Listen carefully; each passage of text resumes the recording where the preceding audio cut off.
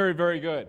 So listen, if I have difficulty stringing a sentence together, it's the tequila from last night.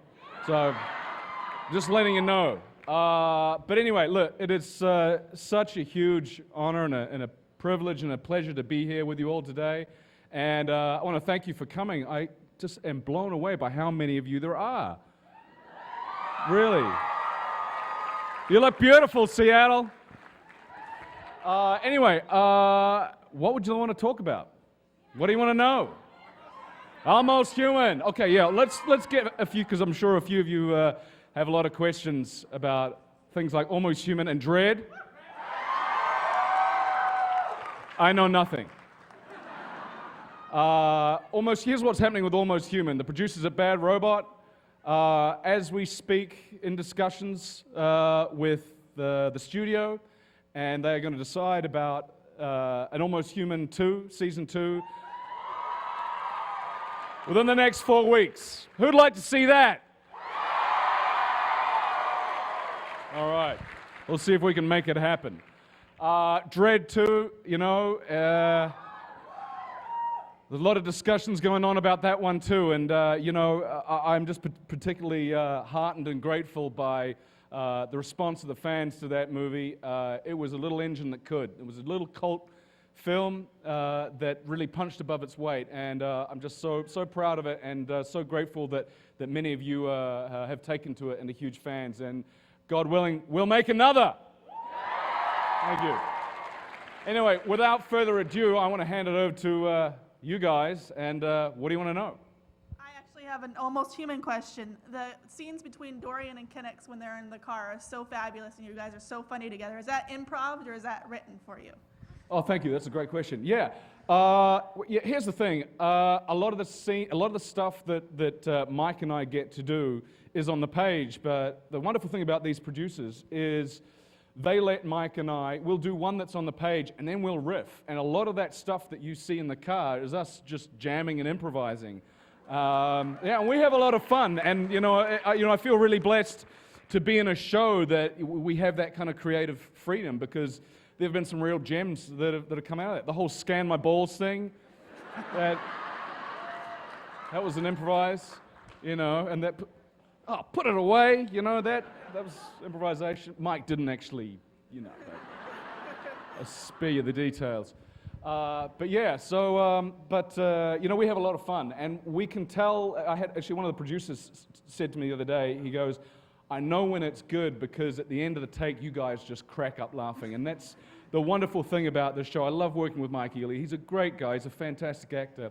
And we just laugh our asses off the whole time. And that's when the show crackles, get that chemistry going between those characters. So thank you for your question. You're welcome. Thank you. Thank you. Great question. What was your inspiration before your career began, and what continues to be your inspiration now?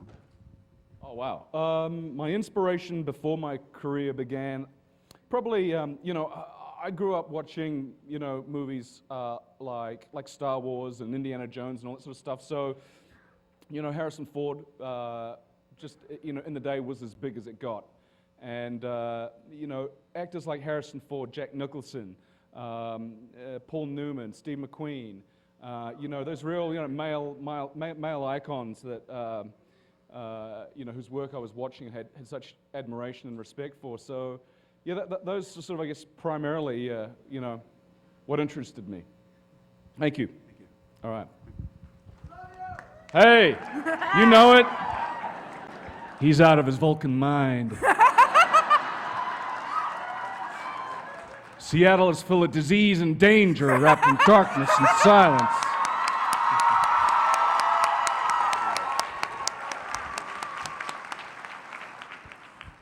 First, I wanted to say thank you for never taking off the Dredd helmet. Second, Dr. McCoy is my favorite Star Trek character, and I think you did a great job doing it. What was your favorite part of doing it? Oh, thank you. Favorite part of shooting Star Trek? Well, I mean, primarily, I think it's working with that wonderful cast. I mean, the challenge when you're doing a Star Trek movie, and with those guys who are also incredibly smart, talented, and funny, the challenge is to stop laughing before the cameras role. Like, you know, we were shooting a scene once, and it was one of the big ones in the first movie. I think it was the one where Scotty's like, "Can I have a towel?" That scene. And something set us off, and we were all absolutely in hysterics, and we just couldn't get it together. And it's the only time I've ever seen JJ close to losing it. He was just, like, take after take, we were blowing it, and he just went, "You know what? I'm going to leave you guys, okay? You guys get it together, and then they'll call me when you're ready." And he walked off, and we were like, and instantly it's like, everyone stopped laughing immediately. But he went away for 10 minutes, and we felt terrible. But it worked. That was the only thing that was going to work at that point. You know what? I was there on set the first day that Leonard Nimoy put his ears on. First day in like 17 years, and it was extraordinary. And for me, like you, I'm a huge fan of the original series. And to be like this close to Mr. Nimoy and to such an iconic character and actor, and it's just, it blew me away. It certainly, I felt a little lost for words, and I saw the funniest thing. After the first take, he's like watching the take, right? And he does this. He's watching the monitor, and then he gets up and he goes over to walk towards Leonard Nimoy to give him direction, and he does this.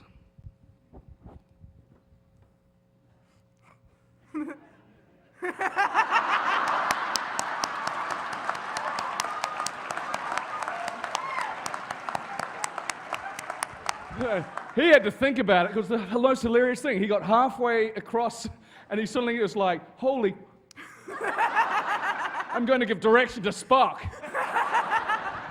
And I asked him about it, and he said it's exactly what happened. So thank you for your question. Thank you. Thank you. Hello. So they just said what I was going to say, basically, but Bones is my favorite character in both the original series and the newer You've got reboots. great taste. I just want to say it. Thank you. And I was just wondering, do you sort of relate to the character of Dr. McCoy, and do you sort of just, like, are you... Oh, my mic went out. That's all right. Do I relate to him? Yeah, I love the character of Bones. And here's what I like about him, is that he has often this quite, temperamental and irascible exterior, tequila. But underneath, he's got a heart of gold, and there's nothing that he wouldn't do for his friends. And to me, he's kind of, I guess, his very essence and spirit, I think, is at the heart of Star Trek and what Gene Roddenberry created back in the 60s. And he stands for the values of loyalty and friendship, and honesty and compassion, and I have none of those qualities. But I do relate. No, I'm kidding. I do. I've got a couple of them. It's a huge honor and a privilege to play him. And thank you. Thank you. Very much. Hi there.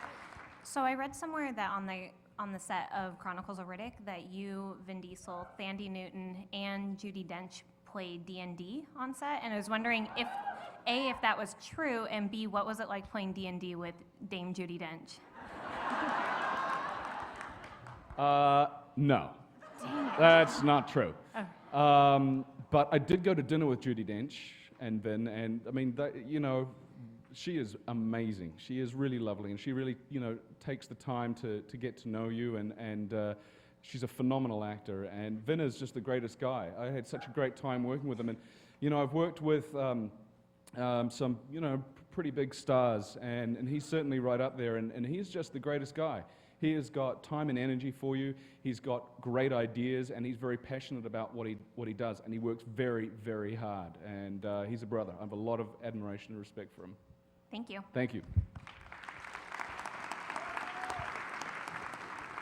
Hey, what's up? Not much. I guess the sky, my thumb. Other than that, yeah, nothing. Going my way. Yeah. Sure, I guess. I'm actually a huge fan of your portrayal of Eomer in Lord of the Rings.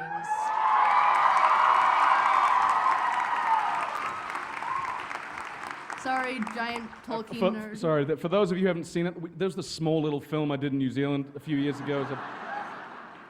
No one's ever heard of it. And so my question is, I heard that you're a giant fan of Doctor Who. Oh yeah, Yes. huge fan of that. If you could play any race or character in Doctor Who, what would it be and why? And what would you like to happen in the episode? Yeah. Wow, that's a good question. That's a very good question. Tequila. I'll be a doctor. You make an Is there a awesome doctor in the house? Like a couple of doctors. That's a good question. I don't know, because that's the wonderful thing about that whole franchise, and I don't mean to use such a clinical word to describe it, but because I love it dearly, and it's just full of endless possibility, and between the changing of the doctors and different characters, the times, time travel, dimensional space, all that sort of stuff. Tequila. I don't know. To be honest, I don't know. What would you like to see me play? Well, the doctor would be great. Have a Kiwi doctor carry around a fruit everywhere. I don't know. That'd be fun. Carry around a fruit? Yes. Why not? Hey, that's right, because Peter Davison carried around celery. He had a Yes. celery stick. You be the Kiwi with the Kiwi. Right? Come on. Give that girl a hand. Thank you. All right, all right. Hey, listen. What do you got? Hello. First of all, I just want to say thank you for being an ambassador for Kids Can. I know some children who it directly affects, and I think that's a really great charity. Also, I lived in New Zealand for several years as a child. Tequila. Yeah, I know. Last night was crazy. I'm a pirate, so it's rum, actually. Ooh-ar. I watched a lot of your older movies like Price of Milk and The Irrefutable Truth About Demons and all these great Kiwi films that I grew up on. And then all of a sudden you're in Lord of the Rings and these kind of big blockbuster movies. Was it a really fast transition for you from being, like in Xena and stuff with the bleached blonde hair and then, all of a sudden, or was it more of a slow process? It seemed like it was maybe a whirlwind for you, but... Oh, thank you. That's a really good question. No, for me, it happened pretty gradually. For years in New Zealand, I was working I did television, I did theatre, and it really kind of, was a sort of, I guess, an exponential kind of sort of groove into working on bigger projects with bigger budgets. But, certainly working on a show like Xena was really, really valuable. A lot of the crew, some of the cast, the wardrobe designer, Nyla Dixon, Oscar-winning, wardrobe designer, we all worked on Xena. Xena was our training ground, and thank you. I have so many fond memories of working on that show, and you want to hear one? Yes. All right. So I'm doing this scene with the great Lucy Lawless. I think the episode's called Destiny, so we're on a bed. Xena and Caesar about to get it on. You get me? And so she's on the other side of the bed, and she starts this sort of sexy, kind of seductive crawl across the bed, like this. Except sexy. And I'm on the other side, and I am copping an eyeful. This is amazing. I am so enamored with what is coming my way that I don't want to blink. And then halfway through, one of my contact lenses falls off my eye, so I start doing this. So she gets halfway across the bed, and she's like, "What the fuck are you doing?" So sexy. I believe it. Thank you for your question. Thank you. Thank you.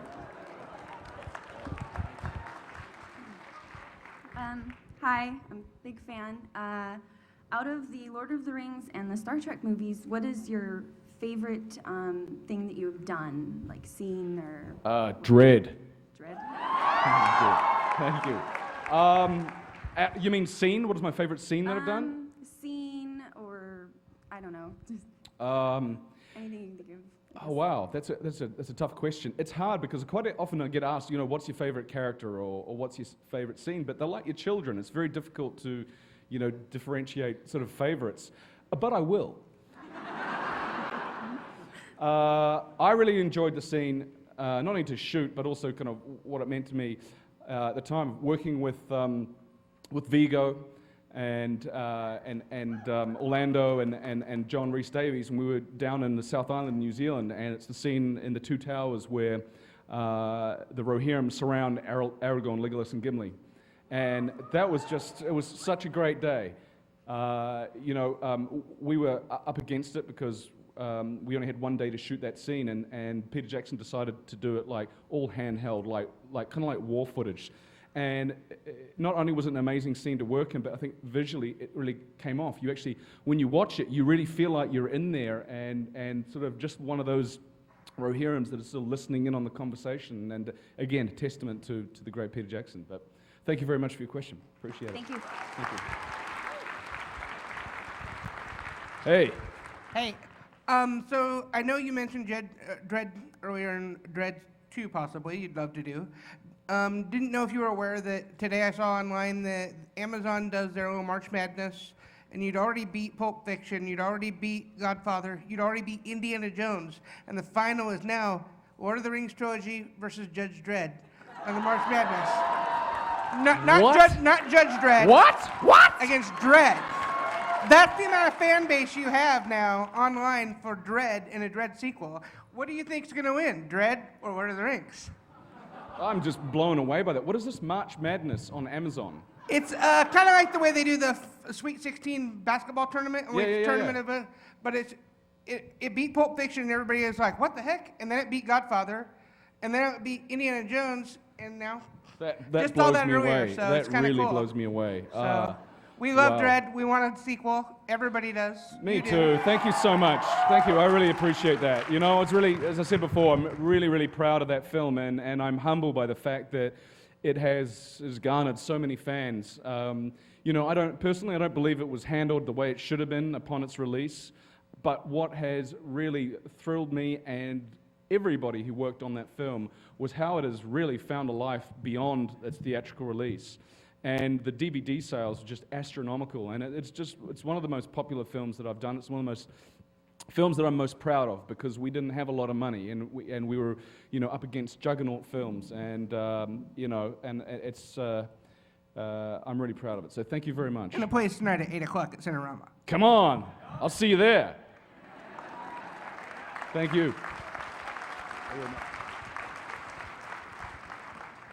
Hi. So I'm a really big fan of all of your work. I love you in Lord of the Rings and Star Trek and everything. And I wanted to know if you were a part of any of your own fandoms. Do you love yourself? Well, Is you asking me if you love the characters that you play, and are you a part of any of the fandoms in the universes that you play in? Like, are you a part of the Star Trek fandom or the Xena fandom, or? Like, am I like a registered member of? Well, I don't think they My have own fan registered club. members of fandoms, but All of them. No, look, what can I say? No, I'm not, but I should be. I should be, shouldn't I? But I really greatly appreciate the fact that there's, all of these, fandoms out there, and really, if it wasn't for you guys, I wouldn't have the opportunity to do what I do. So, from me to you, thank you so much. I really appreciate it. I really, really do. well, thank you. We live a very blessed life, and it's because of you guys. And and I hope to. For me, it's an honor and a privilege and a pleasure to do what I do. And it really makes me happy to come to a place like this and meet you guys. And it kind of puts it into context. It actually makes me feel like what I do has a value when I meet people and say, hey, I love what you do, and your work makes me happy. And it's like, well, that's why I do it. So thank you for that. Appreciate it. Thank you, guys. Thank you. Hey, what's up? I'm doing good. How are you? Doing all right. Fantastic. My question is, what part of the, film experience is the most exciting for you? Preparing the character, shooting, or seeing the final product? Oh, that's a great question. I guess for me, what I enjoy doing, one of the things I enjoy most is the investigative process before you get to set. When you approach a character and you have got so many different choices and decisions that you could make, and I find that to be hugely creative, a hugely creative experience. And then that's really the first sort of genesis. And then I really enjoy actually getting into the trenches and collaborating with fellow actors and the director and the crew, and together working often in adverse conditions, and making something together that we're proud of. And so I enjoy that. But making film and television is hard sometimes, because like for example on Almost Human, we were working 6 days a week, often some of those days 17-hour days. And and I didn't know that before I signed on to it. JJ didn't tell me that one. But again, when I get here to a sort of an opportunity to meet you all, and it's like, it's worthwhile. It really is. Thank you. Thank you. Appreciate it. Thank you. Hey, what's up? Hello. Hello. So, at what point in your career did you realize you'd achieved notoriety outside of New Zealand? No, well, now. There is nothing but the now. You know what? It's interesting. It's grown over the years. First it's like, oh, I know, aren't you? And they can't, the person can't sort of peg where they know you from. But then over the years, it slowly changes. Like, you're that guy from, to suddenly it's name, face recognition, and that's kind of how it's gone. So it's a process. But I always enjoy meeting the fans. As I said, you do theatre, you get an instant idea whether if something that you've done is appreciated or not. And so I always enjoy the opportunity to meet people. Thank you. Thanks. Hi. Hey. So first of all, as many people before me have said, you're a freaking beast in Dredd, and I love how you play those like those kind of like man's man, tough guy characters. Hey, Vinny. But what made you choose, or did you choose to do that in sci-fi and fantasy versus just like the traditional action movies? Oh, that's a good question. You know what? I got a confession to make. I haven't planned this career of mine. I have just fallen into a series of well-loved movies and television shows that just happen to be in this genre. I don't pick my projects by genre. It just so happens that quite a few of them I've done are in science fiction or fantasy. But I'm equally proud of films that aren't, like Out of the Blue or Price of Milk or others, which remain nameless. Tequila. All right, well, thank you. Thank you very much. Hey. Well, you've been in Dredd, Lord of the Rings, Star Trek, some of my most favorite franchises of all time. But I would love to know what's going on next in Star Trek franchise, but most importantly, what would you like to see Dr. McCoy do coming up? Oh, thank you. That's a great question. Okay, Star Trek. You guys want to know about Star Trek 3? Yeah. Can't tell you. We're going to shoot it. We're going to shoot it at the beginning of next year. Woo! It's going to be in the cinemas for the 50th anniversary, 2016. Would you like me to tell you who the director is? Can't do it. But I know who it is.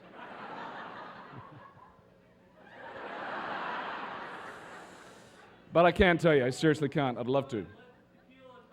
Come on. Well, if you bring me up some, I might. See, that would go down really well right now, wouldn't it? Brought to you by tequila. Where I would like to see, you know what? I guess where I'd like to see the character of Bones develop, I guess I would like to see more evolution of the triumvirate. You know, to me, that core relationship between Spock, Kirk, and Bones was, you know, at the very heart of the original series. Yep.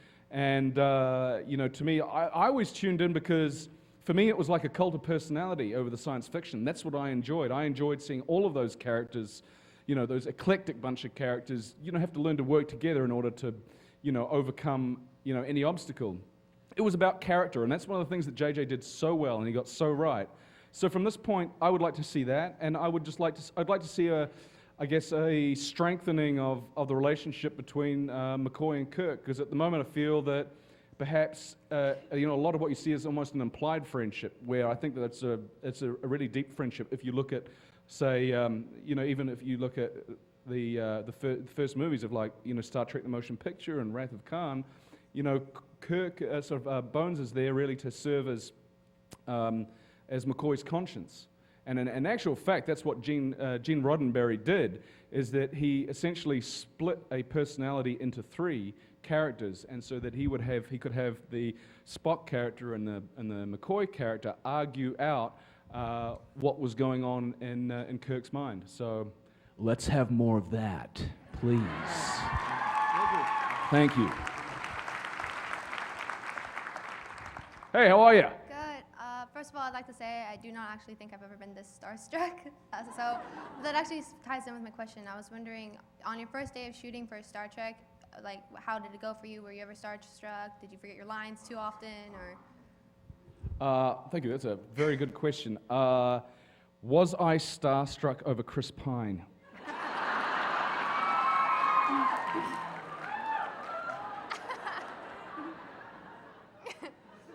Yes.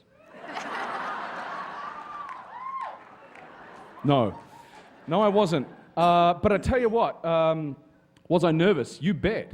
I certainly was. And here was the freaky thing about that, because I was a huge fan of the show, the original show, growing up. It was really important for me not to screw it up. And the challenge in doing that character was, you know, what I did not want to do was an imitation. But I felt, as a long-term fan, that it was very important to me that there'd be recognizable characteristics that were imbued within the character. I'd feel gypped if I went to the cinema to see it and didn't see a recognizable McCoy. And so that was the challenge. It was like how to cherry pick, like, kind of the very essence and some of the mannerisms that DeForest, the late great DeForest Kelley, had done so extraordinarily well. I mean, I'm such a huge admiration and respect for him, really. And how to cherry pick those mannerisms and imbue it into a younger version of the character. And I got to tell you, I had a few sleepless nights making that movie because I just didn't know where the line was. But it came out, a few people saw it. The second film, there was none of that. Second film, we all just hit the ground running and felt fully confident in our characters and what we were doing. And I can't wait to do the third one. So, thank you.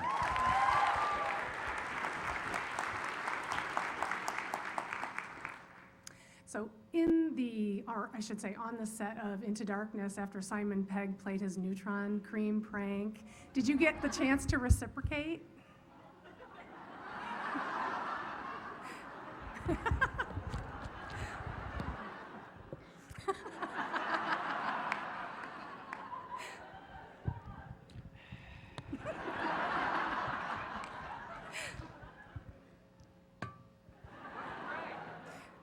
Not yet.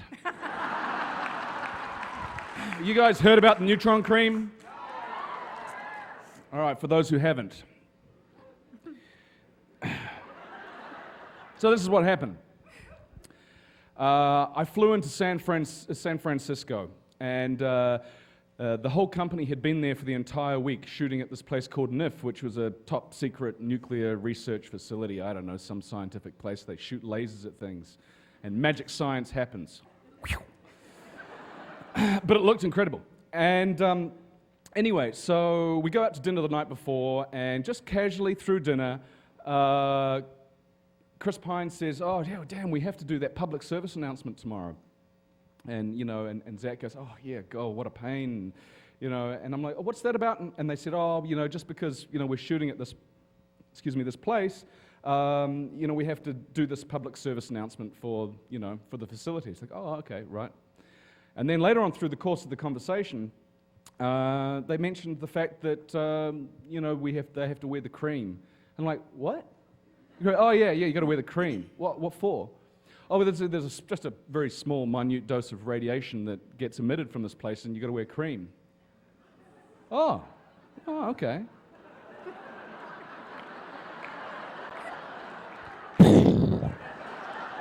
Jet lag, I'll just say, in my defense.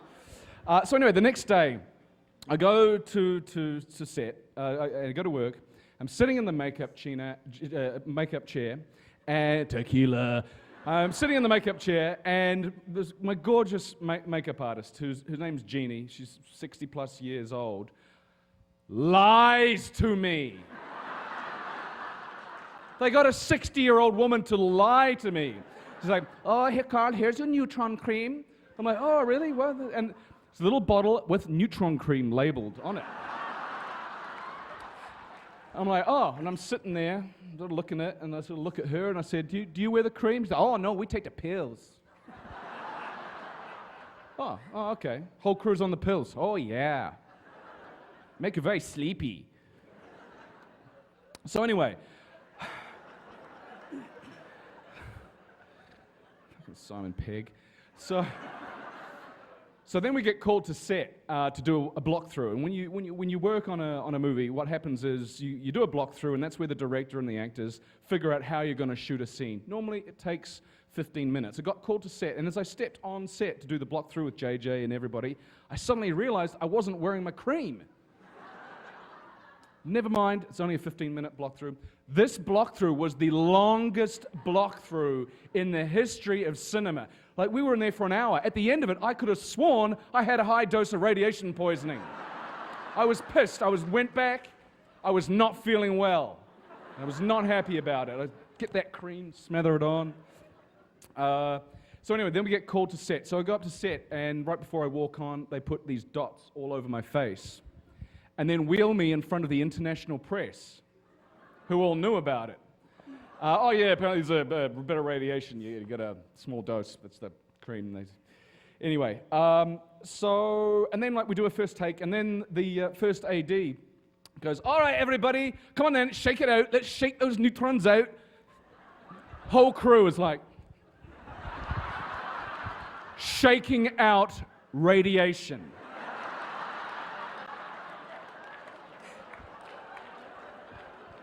So, I thought, I really don't want to get sick. So I was doing extra, like between takes, just like.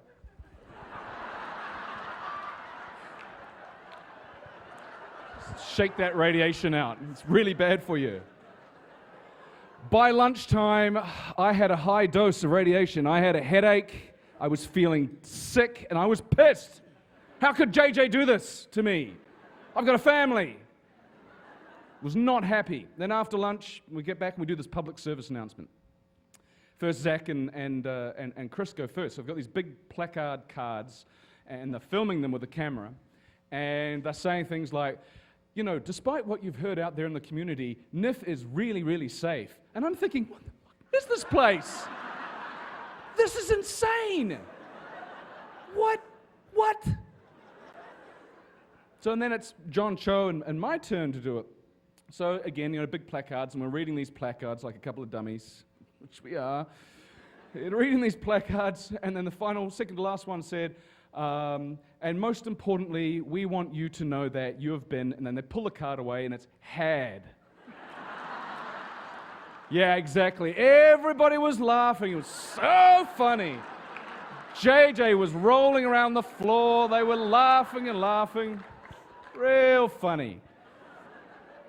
Okay, very good, Simon Pegg. Very good. Let me tell you a little story. Another little story. A little while in the past, maybe, 15 years ago, 10 years ago, whatever, It's 3 o'clock in the morning, and I'm fast asleep in my bed. Suddenly the phone goes. I pick up the phone. It's my agent. She's like, Carl, you got to get on the plane. You got to get on the plane. You can't not get on the plane. I will buy you another pair of lucky red socks. Please, the studio will freak out. If you don't make it to set, you'll freak out. Carl, I beg you, please, mercy, get on the plane. I will buy you these red socks. I'm like, Jenny, what the fuck are you talking about? Silence. Vigo.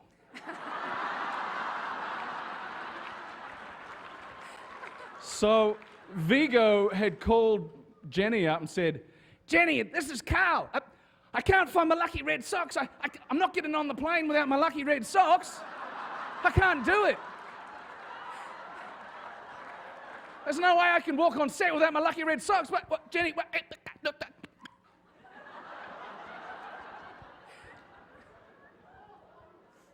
Fast forward 10 years. I'm in Spain doing press for Dredd. Vigo's in Spain doing press for Un Plan, Spanish film. I'm speaking to the press on the Tuesday. He's speaking to the press on the Wednesday. This is what you call payback. So, just real casual like, at the end of every single interview, I would just sort of say to the reporter, oh yeah. Got the day off tomorrow? Yeah. And they're like, oh, what are you going to do? Oh, actually, I'm going up to Segovia. Yeah, Vigo, my mate Vigo Mortensen, yeah, he's just bought a farm up in Segovia, a goat farm. Apparently he's got 2,000 goats. He's making goat cheese. Love to see that. It made the national news. Right? Televised national news. And I met up with Vigo that night for dinner. He'd already heard about it. He goes, I heard you've been talking to the press. Yeah. Got my lucky red socks. Thank you.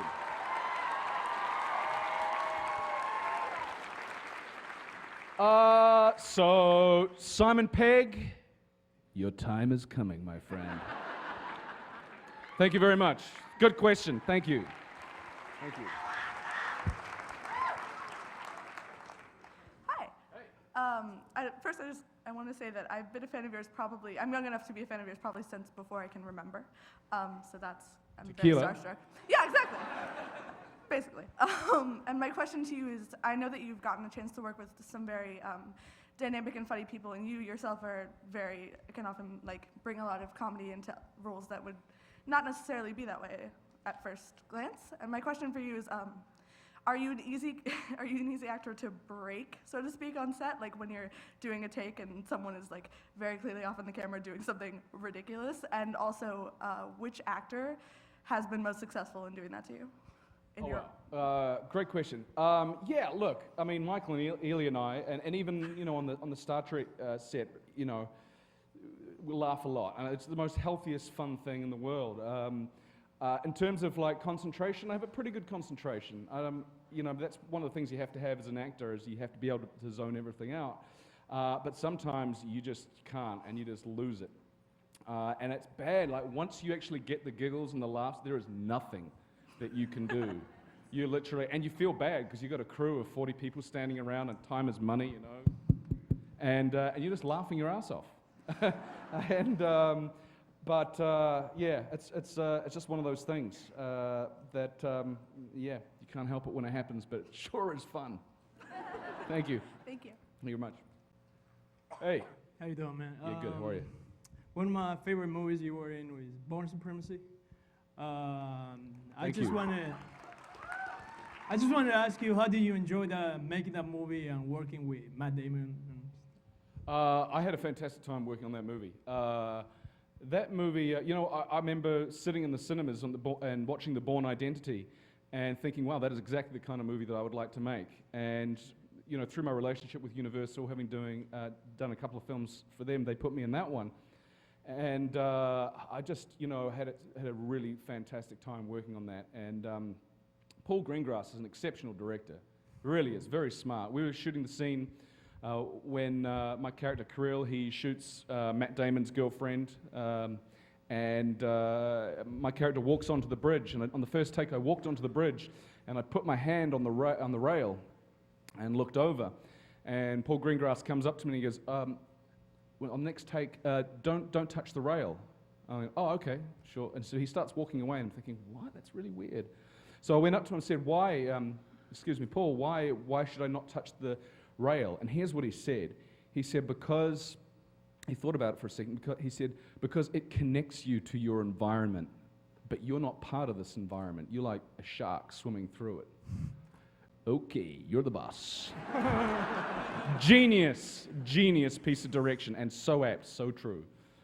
So thank you. Yeah, no, I really enjoyed that. And I got to drive cars. One of the most ridiculous things about what I do that I absolutely love is you get taught all these incredible deadly skills that you can never use in real life.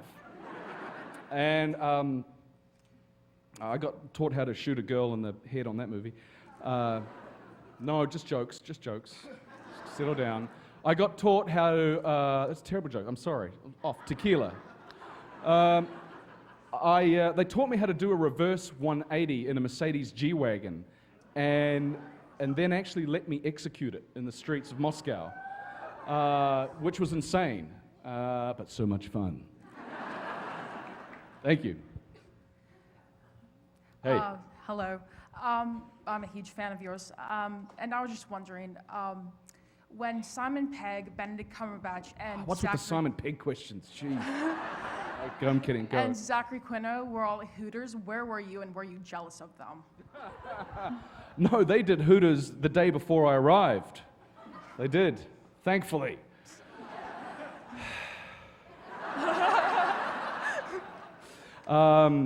Yeah, but hey, I just remembered something else, an addendum to the story.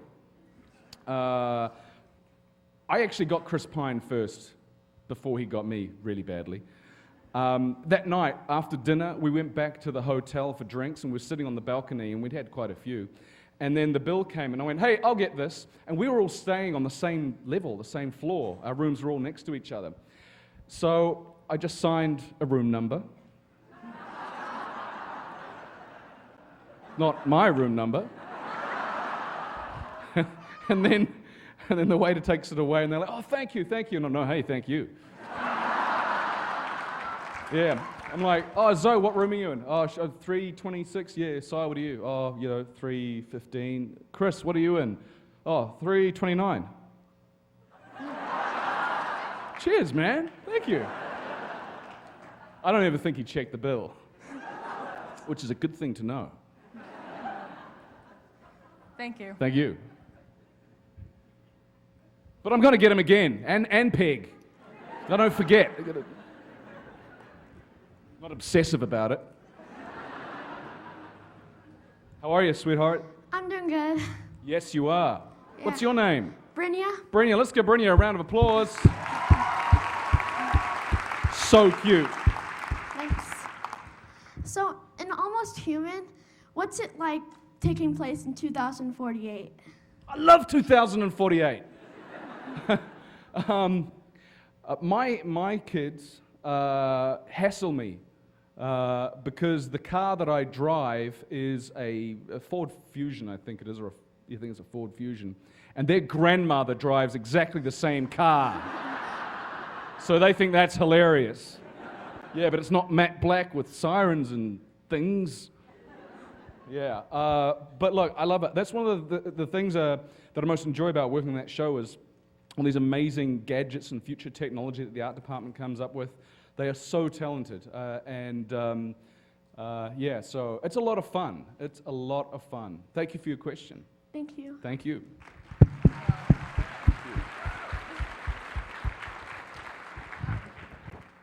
Hello. Hey, how are you? I'm good. Wow, just one of my favorite actors. Okay. So Thank out you. of all 3 Lord of the Rings movies and the 2 to become 3 Star Trek movies, which one was your favorite? acting, and why? Wow, that's, whew.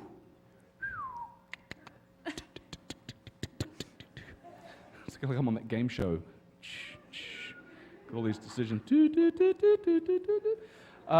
Which was my favorite one? All of them. I don't know. I can't. As I said before, it's difficult to differentiate. I don't know. I really love the first Star Trek movie we made, setting up all those characters, and just it had so many great lines, and you know that whole. Don't pander to me, kid. One tiny crack in the hull and our blood boils in 13 seconds.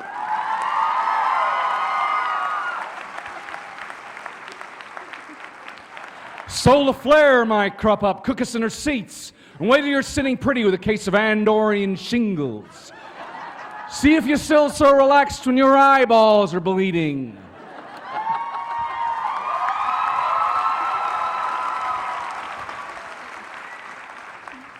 I mean, that is phenomenal writing. You know, Roberto Orci, Alex Kurtzman, to give you dialogue like that, as an actor, is such joy. So that would have to be one of my highlights.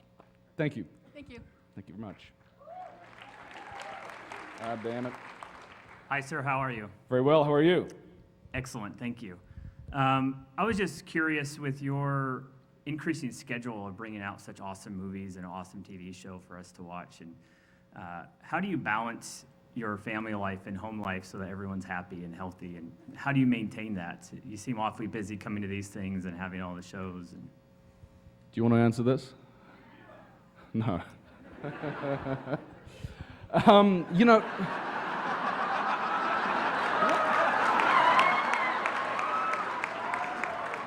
I missed that. That is hard. To tell you the truth, that's really hard. You know, it's not easy, and you know we make sure that we carve out special time. Like I'll go away and do a movie like Dredd, and then my family will come and visit, and then we will like do something fun, like go on safari, or you know make it into a holiday. You know, we tacked to like a European holiday on the end of another movie that I made, and we try and you know stay together as much as possible, because that the distance it's the most painful, it's the most difficult thing about what I do is being away from my family, and it's just a cold hard fact of what I do that it's overseas, it's not in the country which I live in. But you know, my kids they love it. They love coming along to set. They have a blast, and you know they really enjoy just simple things like sitting in my trailer and eating all the candy and the craft service food and stuff like that. So we try and stay together as much as possible. But it's getting more and more tricky because my oldest son is now the age where he's just started high school, so it's going to be more difficult to take him out, and he needs to stay in. And so yeah, so it's difficult. It really is. But you know, it's like anything. You know, any relationship, any marriage, you have to work at it and work hard. And I'm just very lucky that I have the most amazing, supportive wife who I love with all my heart. And yeah, thank you.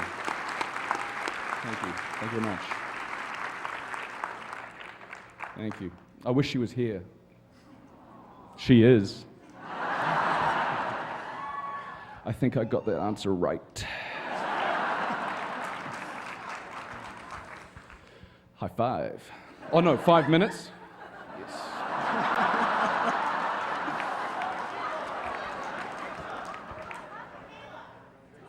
Tequila! Get some!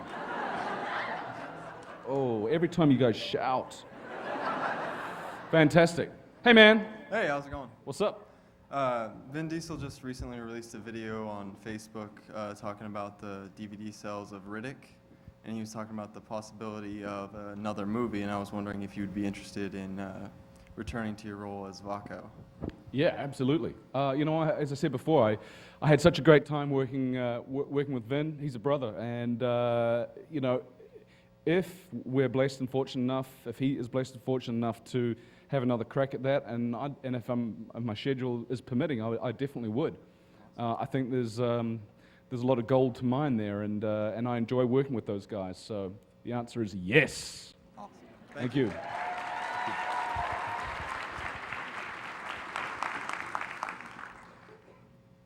Hey, how are you? Hi. So I've always been really impressed with that scene in Return of the King where you're supposed to find Eomer in the battle. How do you prepare for a scene like that? Oh, wow. Oh, that's a good question. I don't know. It's just one of those things that you learn. I mean, for that one, I didn't particularly think about it. It was just about getting in there and feeling it and doing it. And thank you for bringing it up, because I'm actually amazed at how many people have brought that up today. And I guess it's not actually until I get the opportunity to meet good people like yourself that I sort of really could have come to sort of understand what's appreciated. And I really appreciate it when people say, "Hey, you did a great job there." So thank you for that. Thank you. Appreciate it. Khan, ladies and gentlemen.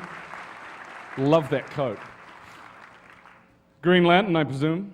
Oh, yeah. Oh, yeah. Yes. Duh. Oh, okay. No wonder he fell for the whole radiation thing. Not me, not you. Yeah. You wear white gloves so well. Thank you. Love white gloves. You're Thank gonna bring them back. Bring them back? Right, bring back white gloves. Okay, all the time. Come on. So... Can you do that? Do that. Yeah, love it. How awesome is he? Come on. Well done.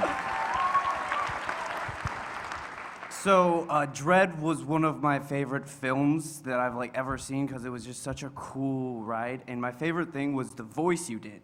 And I was wondering if you ever had trouble with your vocal cords when you were doing that voice constantly during the filming. And I was